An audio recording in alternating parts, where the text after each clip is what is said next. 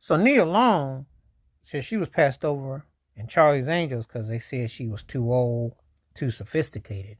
But she said it's because she was too black. Which one do I agree with? I say the too black. Nia Long has always pretty much looked and been the same. You know, if you go back to when she was in Boys in the Hood, she was way young back then, and Love Jones and other things she did, and The Best Man. But how you gonna say she was, too old or too sophisticated with what they were putting in the movie? You know, they just didn't really want her because of her styling. I've said with Nia Long, I've always said she was like what you call the more urban around the way version of Halle Berry because they can only do one at a time. They don't have multiple ones. So they have ones. And you get the one at a time. You're the end all be all. Imagery. It's a certain type of imagery that they want. That they only want one at a particular time. They don't want a multitude.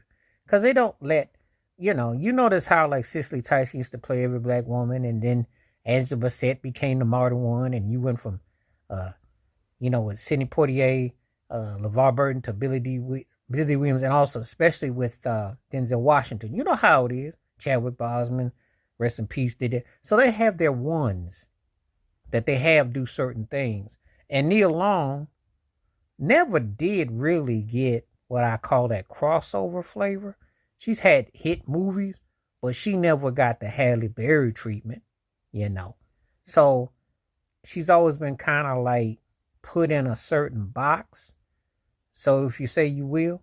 So to been in a movie like Charlie's Angels, which was pretty much tongue in cheek and all that, if you will, it was just a play on a lot of type. They didn't want to put her in there. So that's the terms they use.